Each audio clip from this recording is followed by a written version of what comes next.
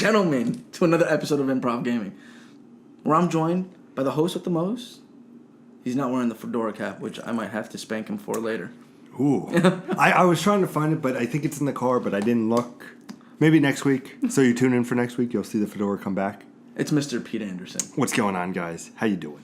How are you doing, Pete? I'm doing well. You know, very hard top 7 list. I don't think we can stress that enough. Very hard top 7. Because, as you know, we were going to record this earlier for the podcast. You can check out over on youtube.com/improvgaming. We were going to do a top 7 then of our favorite games of all time, and I didn't have my list, so I'm going through. And I actually added Modern Warfare 2 here.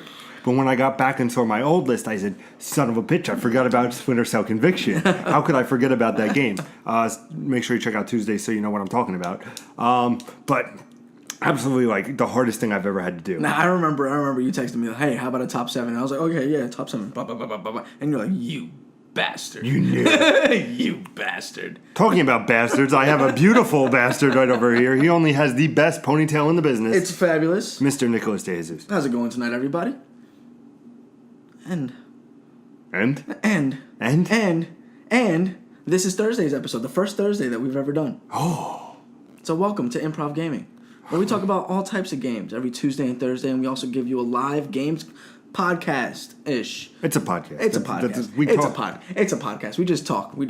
We talk about the new releases. Every Sunday, we do that live. About 5, 6 p.m., we give you the final details the day of on Facebook. So check out our Facebook page. If you type in Improv Gaming on Facebook, I'm pretty sure you'll find us. Like 98% sure that you'll find us. But you can also check out our Twitter. You can check out our Instagram. All details right below, about here, I believe. All the links down below. And all the links in the description below. But if you like what you see here, and if you're new, hit that subscribe button, hit that like button, and share our beautiful faces with your beautiful friends. And now, what we came here for. What did we come here for? Chinese food. Oh, that sounds good tonight. Well, I already had it. Oh, we used to always eat here. That was good times. Top 7. Top 7. Nick's top 7. No particular order, just like Pete's on Tuesday. But I'm going to try to, like, kind of adjust it a little bit. Not change anything, but, like, put it in a way that kind of allows me to tell you guys a story. So allow me. If you indulge me. Pack a lunch, should they? My name is Nicholas De Jesus. And let me tell you why these are my top 7s. First one, I'm going to go very, very old school. I'm going to go with Doom. Doom on the PC. Way back when. Not Wolfenstein. Not Wolfenstein. Okay. I'm going with Doom. That's why I said Doom, and there was only one syllable. Wolfenstein is a great game, though. It is a good game. It is. But no, you were saying. But Doom was the first 3D-esque first-person shooter I had ever played. And I thought it was absolutely phenomenal. I spent hours and hours playing that game as a kid, not really understanding what the hell I was doing because I was a kid. But that was the first experience that I ever got that was a video game experience. And I thought it was absolutely phenomenal. Seeing my computer screen kind of open up and reveal this other depth. Now, I know that it was fake, like what the things that the publishers and the developers did were cheats to make it seem that way, but like just seeing that open up into a new realm where I could actually conceive of depth of some type.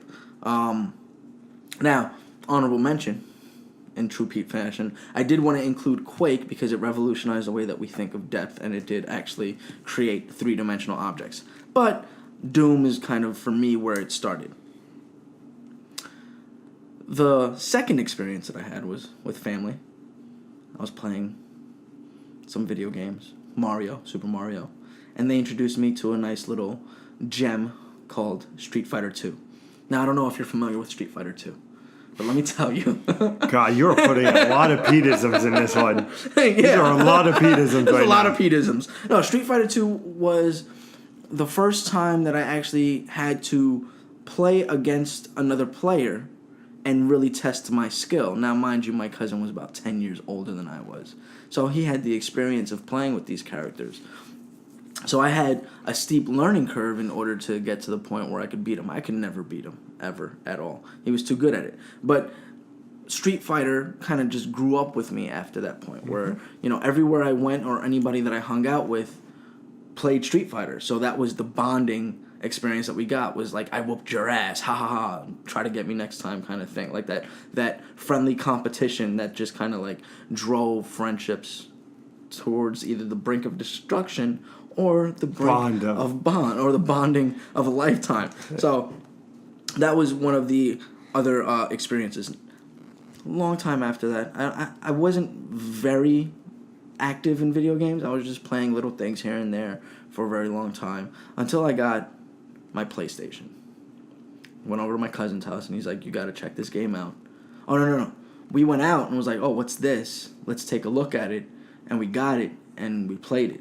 And it was Metal Gear Solid. Did you see that one coming? I'm pretty sure I saw it. Once you said PlayStation, I'm pretty sure. It was Metal Gear Solid. And what that did for me in gaming was kind of like show me that, yeah, we know what you're doing also. We want to control the experience outside of the screen. And we want to get an idea of the kind of like puzzle solving that requires you to go into the real world and solve these puzzles. So like flipping the cassette, the CD case over to find Meryl's codec, to switching out the Psycho Mantis, the controllers for the Psycho Mantis fight, and just the experience and the depth of story that was involved, or I shouldn't say depth of story, but the convoluted story that was involved, where it was just these strings just like sprawled out like a spider web all over the place, and you're like, oh, fucking what's his name,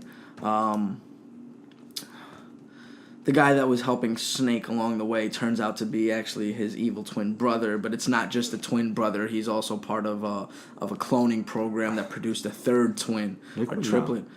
Liquid, but Liquid was posing as somebody. Ocelot? No. Liquid was posing as somebody. I can't remember his name, but you're better with the Metal Gear. Yeah, I'm better with the Metal Gear stuff. But Liquid was posing as somebody. I can't remember his name right now, but he helped Snake get through Shadow Moses in order to go ahead and fight Liquid, and it ended up being that that Liquid was actually portraying this guy. He was actually dead already. If you know the guy, let us know in the comments. Yeah, please do, because I don't know why this name is blanking.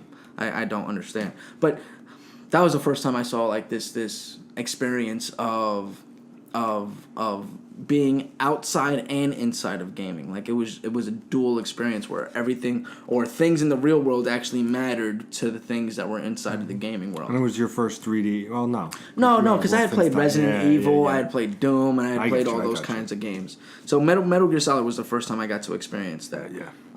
After that, I guess I'll go with Devil May Cry 3. Now, the reason I'm choosing Devil May Cry 3 and not Devil May Cry 1 or not Devil May Cry 2, and I don't think anybody should ever choose Devil May Cry 2. Just ever. Just ignore it exists. But the first one was quite revolutionary, to me at least. While the PC Master Race people were saying, yeah, we've been able to walk on walls forever. Yep. To me, it was just like, no, mind-blowing. This is mind-blowing to me. Yep. But Metal Gear or Devil May Cry 3 brought everything kind of together, where they had this goofy premise in Devil May Cry 1. In DMC 1, they had this goofy premise. Let's just take a badass dude and just put him in a fucked up situation and just give him a sword and two guns, and we'll give him different weapons throughout the game, but at the same time, like, just let him deal with it the way that a badass, like a cheesy badass dude would. 2 came and they got a little too serious, and then 3 came and you got to see the story behind this badass dude. Was he had a brother. This is who his brother was. This is what he had to go through. This is the woman that he met that was, so it really, it spread it out to a point where it was like, okay, now this is a universe I can get involved in. I agree with you on that point, and just to piggyback, I remember the first level you do is you're in that like warehouse or that office building, and all those demons just come in, and it's the tutorial. It's still one of the funnest tutorials I've ever done, because it was just action-packed, and all these demons are coming after you, and you're doing all these combos, and put that as a PS2 classic on PS4. That would be nice. I would easily buy that. That would be nice. I would easily buy Devil May Cry 3.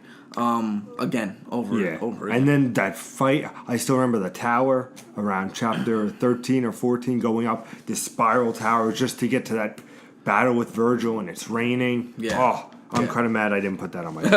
But that's why we have Nick to put his on his top 7. So that was the experience that I got where it was juggling. You know, it wasn't about killing the monsters. It was about killing the monsters with style.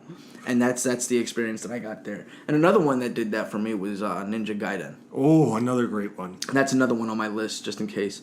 That's another one on my list that Two great choices. I thought that Ninja Gaiden was just so amazing at the time. Like, compared to everything else that was out there at the time, Ninja Gaiden was just so crisp, so clean. It felt good. It felt natural.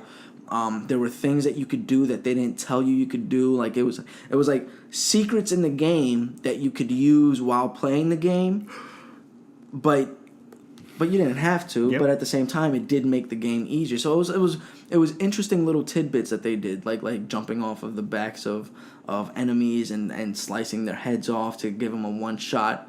You know, and Yep. you know, meanwhile, instead of like sitting there trying to butcher them, you didn't have to. You could just jump off their backs and fucking one shot Yep. them. And you know, little things that you could do. Plus the weapon catalog that they had in that game just felt awesome. It really did. You know, scythes on nunchucks. Yep. It was just, I thought that game was absolutely phenomenal. I remember you were telling me the story about the staircase, where you just had all these demons coming after you, and you had to beat your way through the staircase, and you were having such a hard time. And I was having a hard time too, but I was able to make it a little bit quicker than you were, or something like that. But I thought that game was absolutely phenomenal. Hands down, yep. 2 great back-to-back choices. And like I said, if this was like a top 25, both of them would easily be. Yeah, absolutely. And definitely the teens. Yeah. Easily, for me. So my next title is going to be Halo. The original. The original Halo Combat Evolved. Let me tell you why. So I played Doom. It's a first-person shooter. Quake was a multiplayer, and we all had fun with those. But for a very long time, I didn't go back to the first person. I hated the first-person shooter. I didn't want anything to do with the first-person shooter. But then I played Halo. And I thought it was a phenomenal experience. And the more I played Halo, or the more I played Halo with other people, the more I learned about Halo. So my first year in college, we all had these Xboxes. Everybody had an Xbox, the original, and we had no way to actually get the Xboxes to talk to each other. So one of the guys had a USB hub, or not a USB hub, an Ethernet hub, and he puts that in the middle of the hallway. So now you see wires sprawled out across the entire dorm. And now we're all playing like 16 versus 16 matches, or no, it was 8 versus 8, 8 versus 8 matches, where like two consoles is on, they're playing their games, 2 consoles are in 2 other rooms playing their games, and we were just, it was the biggest like LAN party that I had ever been a part of, and I didn't even know LAN parties existed at the time. So Halo for me would just revolutionize the way I thought about first person. You know, that's what made me play Halo 2. That's what made me play the Call of Duty games. That's what interests me in Battlefield, is because of what Halo did and what Halo was able to accomplish. Shout out to Halo 3. One of my favorites. Yeah, Halo 3 was a good game, but you like the Spider Walkers in that, right? Like where you, I love the whole game. Yeah. And then my last one. Again, not in any particular order, but this is the last time that I was just like, the most recent time, I should say, that I was just like, wow. And now... No Man's Sky. Now, I'm starting to think, man, I definitely could have added one more on this list. Yep. So, right now, I'm going to give an honorable mention because they didn't make the list. Quantum Break. Really? Quantum Break. Yeah, I thought the experience was great because, again, it's trying something different.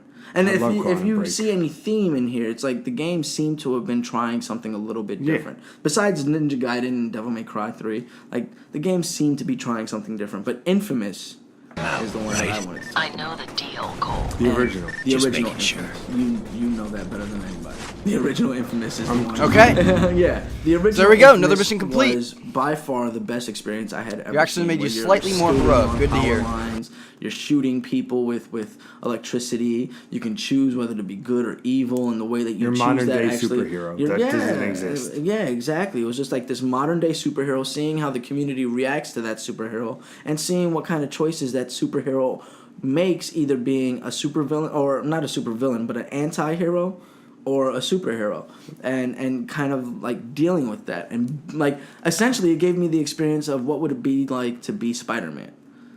And that's kind of what Infamous did for me. Not swinging through the city, but at the same time, like Spider-Man had this hatred that from the community because of Jonah Jameson, I think that's his name, over at the Bugle. I'm not going to stop you. You're doing good. I think it's the Bugle. Yeah, you're doing good. I would stop you if you're wrong. At the Bugle. Where's Thor, by the way? Kind of, huh? Where's Thanos, by the way? Yeah, Thor or Thanos? Which one? Well, I found Thor. But at the Bugle, Jonah is giving, Spider-Man a bad rap, so the public starts to fear him and starts to mistreat him, and then they start to realize that maybe Spider-Man is good for him. Not so easy, is it? No, it's not. So Infamous gave me that experience, and that's what I liked about Infamous. So, let me know what your choices are. Yeah, What are your top 7s? Let us know in the comments below. And tune in on Sunday for our live show, and check out our video, our Reacts video on the PlayStation event. I think they're just calling it the PlayStation event. Yep. So check that out. And as always, ladies and gentlemen, game on.